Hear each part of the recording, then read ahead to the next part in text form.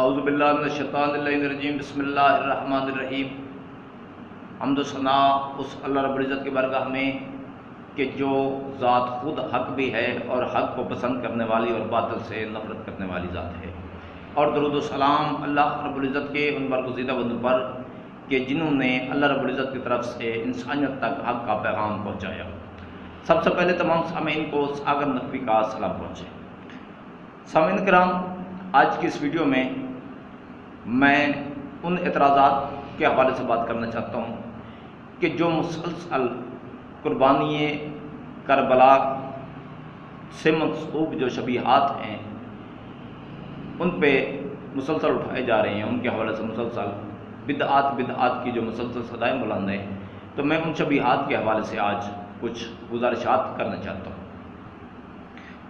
ناظرین کرام، یہ فطرت ہے انسان کی کہ جس چیز سے عقیدت ہو یا جس شخصیت سے عقیدت ہو تو اس سے منسوب کسی نہ کسی چیز کو انسان اپنے قریب رکھ کے سکون محسوس کرتا ہے، اور خود چاہتا ہے انسان کہ اس شخصیت یا اس چیز سے جس سے اس کو عقیدت ہے اس سے منسوب کوئی نہ کوئی چیز اس کے پاس رہے، اس کے سامنے رہے۔ تو اس کی میں زندہ مثال آپ کے سامنے پیش کر دیتا ہوں کہ خانہ کعبہ یہ عقیدتوں کا محور مرکز اس لیے ہے کہ یہ اللہ رب العزت کا گھر ہے، یعنی منسوب ہے اللہ رب العزت کی پاک ذات سے۔ تو کیونکہ مسلمانوں کو اس گھر سے عقیدت ہے اللہ رب العزت کی نسبت کے تعلق سے، تو کعبہ کائنات میں ایک ہی ہے، مکہ مکرمہ میں کعبہ ایک ہی ہے، لیکن آپ کو مختلف جگہوں پہ ماڈل نظر آئیں گے کعبہ شریف کے بنے ہوئے، مختلف چوکوں پہ، چوراہوں پہ، مساجد پہ، حتیٰ کہ لوگ اپنے گھروں میں بھی، اپنی دکانوں میں بھی یہ ماڈل رکھتے ہیں خانہ کعبہ کا، اور صرف رکھتے نہیں ہیں بلکہ اس کا احترام بھی کرتے ہیں۔ حالانکہ کعبہ شریف ایک ہی ہے، یہ وہ کعبہ بھی نہیں ہے، تو احترام کس لیے بھائی؟ جواب یہ ہوتا ہے کہ یہ اس کعبہ کی شبیہ ہے۔ شبیہ سے کیونکہ چڑ ہے، لفظ شبیہ سے مسلمان کو، کیونکہ مولوی نے کام بہت کیا ہے اس شبیہ سے نفرت دلانے کے حوالے سے، تو شبیہ نہیں کہا جاتا، ماڈل کہا جاتا ہے۔ روضہ رسول صلی اللہ علیہ وسلم یہ بھی عقیدتوں کا محور مرکز ہے، تو لوگ روضہ رسول صلی اللہ علیہ وسلم کا بھی ماڈل اپنی مساجد پہ بھی لگاتے ہیں، گھروں میں بھی رکھتے ہیں، چوک و چوراہوں پہ بھی، اور اس کا پھر احترام بھی کرتے ہیں۔ تو ثابت یہ ہوا کہ جس چیز سے عقیدت ہو، جس شخصیت سے عقیدت ہو، اس سے منسوب چیزیں جو ہوتی ہیں وہ انسان اپنے پاس رکھنا پسند کرتا ہے، یعنی ان چیزوں سے اپنی پہچان کرانا انسان اس میں فخر محسوس کرتا ہے۔ تو یہ جو شبیہات ہیں کربلا کی قربانی کے حوالے سے، تو میرے بھائی کعبہ شریف کا ماڈل عقیدت کے طور پر گھر میں رکھنے والوں، رسالت مآب صلی اللہ علیہ وسلم کے روضہ مبارک کا جو ماڈل ہے وہ اپنے گھر میں رکھنے والوں، میرے مسلمان بھائیوں، یہ جو کربلا والوں سے منسوب شبیہات ہیں یہ ان شہداء کے جنازوں کی شبیہات ہیں کہ جنہوں نے کعبہ کی حرمت بچائی، نبی کے روضے کی عظمت بچائی، نبی کی شریعت بچائی، اللہ کا دین بچایا۔ تو ان سے عقیدت لا الہ الا اللہ محمد رسول اللہ پڑھنے والوں کو ہونی چاہیے، بنتی ہے بھائی۔ اگر میں کعبہ شریف کا ماڈل اپنے گھر میں رکھنا پسند کرتا ہوں تو مجھے اس شخصیت سے محبت ہونی چاہیے، مجھے اس شخصیت کا شکر گزار ہونا چاہیے، اس شخصیت سے منسوب بھی کوئی چیز مجھے اپنے سامنے رکھنی چاہیے کہ جس نے کعبہ کی عظمت بچائی۔ اگر مجھے رسالت مآب صلی اللہ علیہ وسلم کے روضہ مبارک کا جو ماڈل ہے اگر وہ میں اپنے گھر میں رکھتا ہوں عقیدت کے طور پر، تو الحسین منی و انا من الحسین کے مصداق حسین سے منسوب شہید اعظم حسین، جنہوں نے کربلا کے میدان میں شریعت محمدی بچائی، اللہ کا دین بچایا، تو اس حسین کا ماڈل بھی مجھے رکھنا چاہیے، اس سے منسوب کوئی نہ کوئی چیز مجھے رکھنی چاہیے۔ تو یہ جو شبیہات ہیں نا، یہ ان شخصیات سے منسوب ہیں کہ جنہوں نے اللہ کے دین کی خاطر قربانیاں پیش کی ہیں۔ تو حسین علیہ السلام کی شخصیت کے حوالے سے، ذات کے حوالے سے کوئی شبیہ نہیں ہے، کوئی انسان شبیہ نہیں بنتا حسین علیہ السلام کی۔ اگر اس حوالے سے اعتراض ہو تو یہ جو شبیہات ہیں نا، یہ ان مظلوم جنازوں کے ہیں۔ میرے بھائی، مسلمان بھائی، تھوڑا سا بات کو سمجھنے کی کوشش کریں۔ اب کیوں اتنے سٹرکٹ ہو گئے ہیں؟ اچھا چلیں، ایک اور بات کرنا چاہتا ہوں۔ یہ جو دین اور معرفت ہے نا، یہ وہ چیز ہے کہ جس کے لیے رسالت مآب صلی اللہ علیہ وآلہ وسلم جیسی ہستی نے بھی دعا کی ہے، رب زدنی علما، پالنے والے میرے علم میں اضافہ فرما، معرفت میں اضافہ فرما۔ اگر کوئی کہے کہ اللہ رب العزت کی معرفت رسالت مآب صلی اللہ علیہ وآلہ وسلم کو مکمل عطا ہو گئی تھی، بات کو سمجھیے گا، فتویٰ بہت جلدی نکلتا ہے آج کل کے مسلمان کی زبان سے، ہر بندہ مفتی الہی ہے۔ تو فتویٰ دینے سے پہلے میری بات کو غور سے سن لیجئے گا، سمجھ لیجئے گا۔ میرے نبی نے یہ دعا کیوں مانگی؟ کیا علم کم ہے میرے نبی کے پاس پہلے سے؟ کیا معرفت کی کمی ہے میرے رسالت مآب صلی اللہ علیہ وسلم کو، جو خاتم النبیین ہیں، جن پہ نبوت ختم ہو گئی، جنہی نبوت کی معراج پہ فائدہ ہے میرے مصطفیٰ صلی اللہ علیہ وسلم؟ تو پھر دعا کیوں مانگ رہے ہیں علم میں اضافے کے لیے؟ وہ کون سا علم ہے جو جس میں اضافہ چاہ رہے ہیں؟ وہ ہے علم معرفت۔ تو جب رسالت مآب صلی اللہ علیہ وسلم جیسی ہستی، جو علم کا شہر ہو، جو ذات، انا مدینہ العلم و علی بابھا، میرے نبی صلی اللہ علیہ وسلم کا فرمان عالی شان ہے کہ میں علم کا شہر ہوں۔ تو جو ہستی علم کا شہر ہو، اگر وہ علم میں اضافے کی دعا کر رہی ہے وہ ہستی، تو وہ کون سا علم ہے؟ وہ ہے علم معرفت۔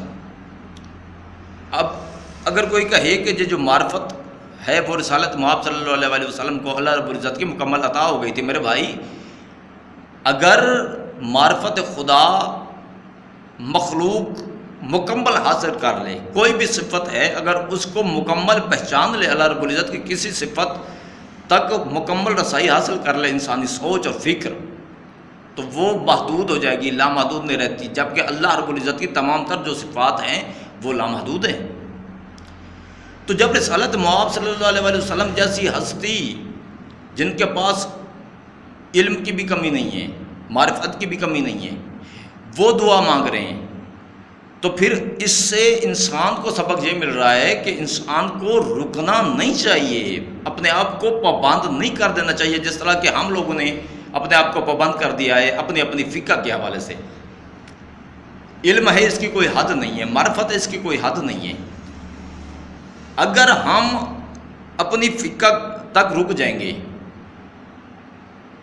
تو پھر ہم آگے علم حاصل نہیں کر سکتے، ہماری معرفت کا سلسلہ رک جائے گا۔ جبکہ علم و معرفت زیادہ سے زیادہ حاصل کرنی چاہیے، اس لیے ان حدود سے نکل کے سوچیں۔ اللہ رب العزت نے آپ کو اشرف المخلوقات بنایا ہے، عقل سلیم جیسی نعمت سے مزین فرمایا ہے آپ کو، تو کوشش کریں ان جو حدود قائم کر دی گئی ہیں ملا کی طرف سے فرقے بنا کے، تو اللہ رب العزت تو منع فرما رہے ہیں فرقوں سے، تو فرقے ملا کے ہیں۔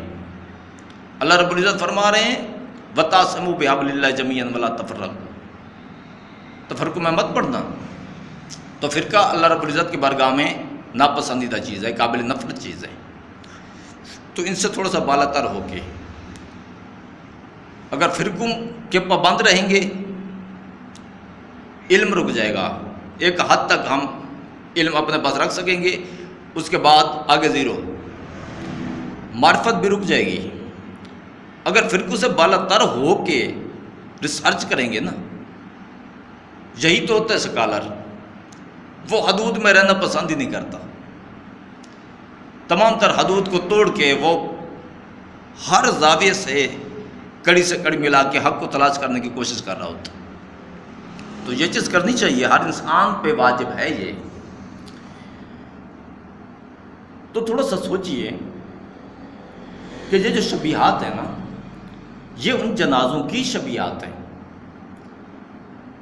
کہ جنہیں اٹھایا نہیں گیا، جنہیں دین کے لیے جنہوں نے جان تو دے دی، شریعت مصطفیٰ صلی اللہ علیہ وسلم پہ جو قربان تو ہو گئے، اللہ رب العزت کی وحدانیت کے لیے جنہوں نے اپنے سر تو کٹا دیے، لیکن ان کے جنازے نہیں اٹھائے گئے۔ تو یہ ان جنازوں سے منسوب چیزیں کہ اس وقت کے مسلمانوں نے جنازے نہیں اٹھائے تھے، یزید کے خوف میں دب گئے تھے، لوگ ڈر گئے تھے۔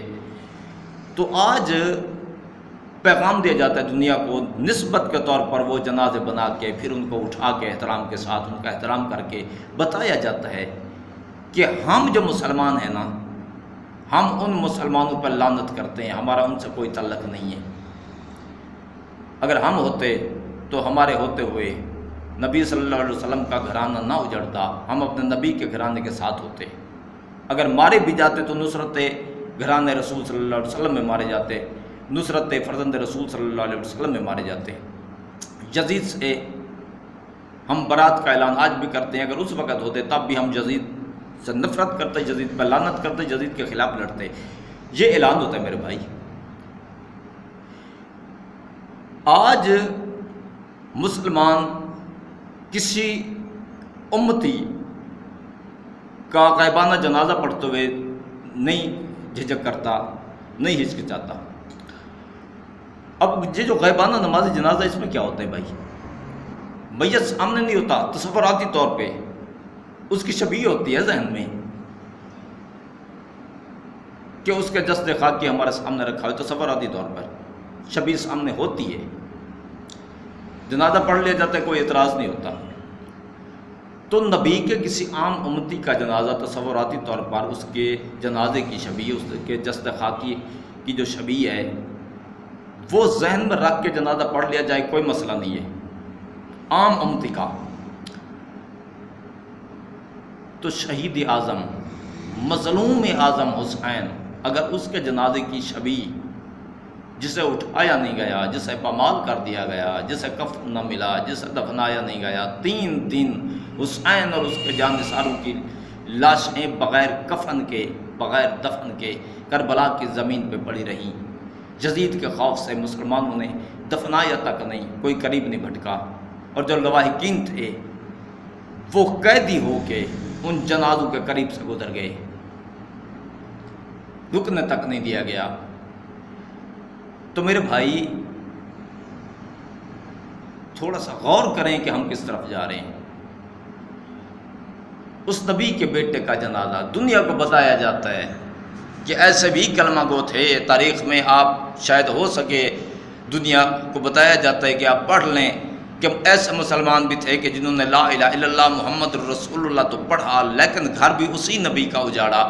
اگر ان مسلمانوں کا تذکرہ آپ تک تاریخ کی صورت میں پہنچ جائے تو ہم ان پہ لعنت کر کے آپ کو جو پیغام دے رہے ہیں، آپ کو بتا رہے ہیں کہ ہم وہ مسلمان نہیں ہیں، ہم نبی کے وہ امتی ہیں کہ جو نبی کے گھرانے کے ساتھ ہیں۔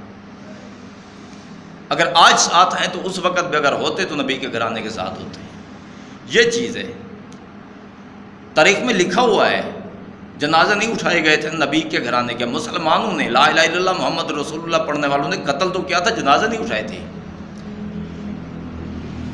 تو آج ان جنازوں کے نسبت کے طور پر ان کا ماڈل، چلیں آپ کو شبیہ سے چیڑا ہے، ان کا ماڈل بنا کے وہ اٹھا کے دنیا کو پیغام دیا جاتا ہے کہ ہم ان مسلمانوں میں سے نہیں ہیں جنہوں نے قتل کیا، جنازے نہیں اٹھائے، دفن نہیں کیا۔ دیکھیں ہم اتنے عرصے بعد جنازے اٹھا کے اعلان کر رہے ہیں کہ ہم نبی کے گھرانے کے ساتھ ہیں۔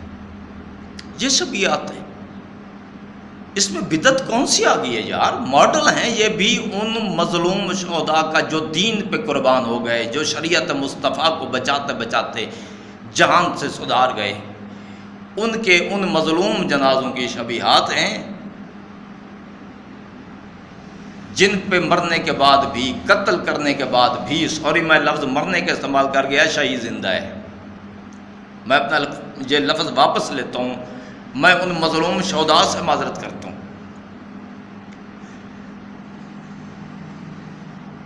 تو ان پہ جو ظلم روا رکھا گیا، اس کے خلاف صدا بلند کی جاتی ہے، دنیا کو بتایا جاتا ہے ہم وہ مسلمان نہیں ہیں کہ جو نبی کے گھرانے کے خلاف لڑیں، جو نبی کے گھرانے سے لڑیں۔ اگر اس وقت بھی ہوتے نبی کے گھرانے کے ساتھ ہوتے، اگر اس وقت نہیں تھے تو آج ہم اعلان کر رہے ہیں۔ اتنی سی بات ہے، اس میں بدعت کہاں سے آ گئی؟ اچھا، پھر کہا جاتا ہے جی یہ ماتم کیا ہے؟ آ جائیں میں بتاتا ہوں جی، یہ احتجاج ہے، ماتم احتجاج ہے۔ رسالت محمد صلی اللہ علیہ وآلہ وسلم نے جی منع کیا تھا ماتم کرنے سے میت کے لیے۔ پہلی بات تو یہ کہ آپ خود کہتے ہیں کہ ماتم نہیں کرنا چاہیے، کیوں؟ وہ زندہ و جاوید ہیں۔ ایک طرف زندگی تسلیم کر رہے ہیں آپ، غم سے روک رہے ہیں، اور دوسری طرف آپ کہہ رہے ہیں کہ میت پہ ماتم۔ میرے بھائی کچھ سوچ کے بات کیا کریں، آپ کی ایک بات میں تضاد آ جاتا ہے، سمجھ اس بات کی نیتی بنا کس بات کو تسلیم کرے، کس بات کو نہ کرے، کس بات کا جواب دے، کس بات کا جواب نہ دے۔ سوال ہونا چاہیے۔ آپ اس طرح سے خود الجھ کے سوال کرتے ہیں نا کہ سمجھ نہیں آتی آپ کیا کہہ رہے ہیں۔ جب سوال کرنے والے کی ہی سمجھ نہ آئے تو جواب کیا ہوگا؟ تو رسول صلی اللہ علیہ وسلم نے منع فرمایا جی میت پہ رونے سے۔ جی میرے بھائی، سرکار نے منع فرمایا ماتم سے۔ اگر کوئی رضائے الہی سے جہان سے صدار جائے تو اس کے لیے ہے کہ ماتم نہیں کرو۔ اگر امام حسین علیہ السلام اور ان کے جانثار اپنے گھر میں، وطن میں، ہنستے بستے خاندان میں جہان فانی سے صدار جاتے رضائے الہی کے تحت، نہ کرتے ہم ماتم، کیونکہ میں پہلے عرض کر چکا ہوں کہ یہ احتجاج ہے، اور احتجاج جو ہوتا ہے وہ ظلم کے خلاف ہوتا ہے۔ کبھی نہ کرتے ماتم اگر امام حسین علیہ السلام اپنے گھر میں رضا الہی سے وفات پا جاتے، جہان فانی سے صدار جاتے، کبھی نہ کرتے۔ لیکن مجبوری یہاں پہ یہ میری جان کہ قتل ہوا ہے نبی کا لال، ذبح کر دیا گیا، ذبح کر دیے گئے نبی کے خاندان کے نوجوان، حسین کے مہمانان، بیٹے، بھائی۔ تو جب ظلم ہوگا تو پھر احتجاج ہوگا، اور پھر بھی احتجاج میں اتنی شدت کبھی نہ ہوتی۔ اس شدت کی میں آپ کو وجہ بتاؤں۔ جس یزید نے اتنا بڑا لشکر بھیج کے نبی کے گھرانے پہ اتنا زیادہ ظلم کرایا، ان مضبوط جنازوں تک کی پھر بے ادبی کی گئی، پیرہن تک لوٹ لیا گیا محمد کے بیٹے کا، تو اگر وہاں اس طرح بھی نہ کیا جاتا، شہید کرنے کے بعد تھوڑا سا احترام کر لیا جاتا، جو انسانی حقوق ہیں میت کے، اگر وہی پورے کر لیے جاتے، لواحقین کو میت پہ آنے دیا جاتا، میت کو دفنا دیا جاتا، کفن دیا جاتا، احتجاج میں شدت نہ ہوتی۔ اور جو انتہا کی شدت آئی ہے نا، وہ یہ آئی، اس وجہ سے آئی ہے کہ پھر یزید کو سچا ثابت کرنے کی مسلسل کوشش جاری ہے۔ یزید کے وکلاء مسلسل لگے ہوئے ہیں یزید کے حق میں بولنے سے، تو اس لیے احتجاج میں شدت آئی۔ اور یہ ماتم جو ہے نا، یہ بھی احتجاج کا انداز ہی ہے۔ کسی سوسائٹی میں اگر ویسے 150 لوگ اکٹھے ہو جائیں اور شور شرابہ شروع کر دیں تو یہ مایوس سمجھا جائے گا کسی بھی سوسائٹی میں، لیکن اگر کہیں پہ ظلم ہو جائے تو ہزاروں لوگ بھی اگر اکٹھے ہو کے نا شور شرابہ کریں، نعرے بازی کریں، تو وہ ستائش میں جائے گی بات کہ حق کے لیے صدا بلند کیے ہوئے ہیں، حق کے لیے آواز بلند ہو رہی ہے، ظالم کمزور ہو رہا ہے، ظلم کمزور ہو رہا ہے۔ تو اگر مظلوم کے حامیوں کی طرف سے مسلسل احتجاج کے باوجود بھی ظالم اور اس کے بے حس حامی اس ظلم پہ مسلسل خوشی منانے میں مصروف ہوں، مسلسل اس پہ فخر کر رہے ہوں، اور مسلسل اس ظالم کو سچا ثابت کرنے کی کوشش کر رہے ہوں، تو پھر وہ جو احتجاج کرنے والے ہوتے ہیں نا، وہ انوکھے انداز اپناتے ہیں احتجاج کرنے کے، تاکہ دنیا متوجہ ہو اور پوچھے کہ کیا کر رہے ہو، یہ کس انداز کا احتجاج ہے، تو پھر دنیا کو بتایا جائے۔ ظالم کا مکروہ جو چہرہ اور کردار ہے وہ دنیا کو بتایا جائے۔ انصاف ملے نہ ملے وہ اور بات ہے، انصاف تو اللہ کی عدالت میں ہی ملنا ہے، اس دنیا میں کون سا انصاف ہے۔ انصاف ملے نہ ملے، وہ جو احتجاج کرنے والے ہوتے ہیں نا، ان کی کوشش یہ ہوتی ہے کہ ایسے انداز سے احتجاج کیا جائے کہ دنیا پوچھتے پہ مجبور ہو جائے کہ یہ کیا کر رہے ہو، پھر انہیں بتایا جائے، اصل چہرہ دکھایا جائے، اصل وہ منحوس چہرے دکھائے جائیں جو اس ظلم کے پیچھے ہوں، جو اس ظلم کے مرتکب ہوئے ہوں، جو اس ظلم کو سپورٹ کر رہے ہوں، تاکہ کم سے کم انسانی ضمیر کی عدالتوں میں وہ ظالم اور اس کے حامی سزا کے مستحق ہمیشہ رہے۔ اس لیے کیونکہ یزید کی وکالت زیادہ ہو رہی تھی، جاری تھی، آج بھی ہے، تو اس لیے احتجاج کا یہ طریقہ کہ ماتم، دنیا پوچھتی ہے کہ یہ کیا چیز ہے یار، کیا کر رہے ہو، تو پھر وہ یزید کا کردار بھی جاتا ہے، اس کے خاندان کی اصلیت، شجرت تک وہ سارا دنیا کو بتایا جاتا ہے۔ تو بہت کامیاب طریقہ ہے یہ احتجاج کا، آپ یقین کریں، اور میں کامیاب اس لیے کہہ رہا ہوں کیونکہ مسلسل یزید اور اس کے حامی اس کو روکنے کی مسلسل کوشش میں لگے ہوں۔ اس کا مطلب یہ ہے کہ یہ طریقہ کام کر رہا ہے۔ اس کے بعد ایک اور اعتراض ہے، خونی ماتم کیا ہے؟ آ جائیں، میں اس پہ بھی روشنی ڈال دیتا ہوں۔ یہ جو خونی ماتم ہے نا، یہ 10 محرم الحرام کو عین اس وقت میں ہوتا ہے میرے بھائی جو وقت شہادت امام حسین علیہ السلام کا ہے۔ جیسے ہی اس وقت میں یا حسین، ہائے حسین کی صدا بلند ہوتی ہے نا، تو عزاداران مظلوم کربلا پورا سال لبیک یا حسین کی صدا بلند کرنے والے، یزید پہ لعنت کرنے والے، نصرت امام حسین علیہ السلام کے دعوے دار، جیسے ہی شہادت امام حسین علیہ السلام کے وقت پہ یا حسین، ہائے حسین کی صدا سنتے ہیں نا، تو پھر وہ عملی طور پر دنیا کو یہ پیغام دے رہے ہوتے ہیں کہ یہ ہمارا خون گواہ ہے، یہ ہمارے زخم گواہ ہیں۔ صرف زبان سے دعویٰ نہیں ہے نصرت امام حسین علیہ السلام کا کہ اگر ہوتے تو امام علیہ السلام کا ساتھ دیتے، یزید کے خلاف لڑتے، نہیں، ہمارے زخم، ہمارا خون گواہی دے رہا ہے کہ ہم زخموں سے نہ ڈرتے، ہم ان برچھوں سے، ان خنجروں سے، ان تلواروں سے نہ ڈرتے۔ دیکھ لو، ہمارا خون گواہ ہے، ہمارے زخم گواہ ہیں، ہم نصرت حسین میں مارے جاتے، کٹ جاتے، یزید کے خلاف لڑتے۔ یہ تجدید عہد ہے گھرانے رسول صلی اللہ علیہ وسلم کے ساتھ، فرزند رسول صلی اللہ علیہ وسلم کے ساتھ، کہ آپ کے ساتھ ہوتے، دنیا کو بتایا جاتا ہے کہ ہم پیچھے ہٹنے والے نہیں تھے۔ اگر اس وقت ہوتے نبی کی نصرت میں مارے جاتے، نہ زخموں کی پرواہ کرتے، نہ ان ہتھیاروں سے ڈرتے جن سے اس وقت کا مسلمان ڈر گئے تھے۔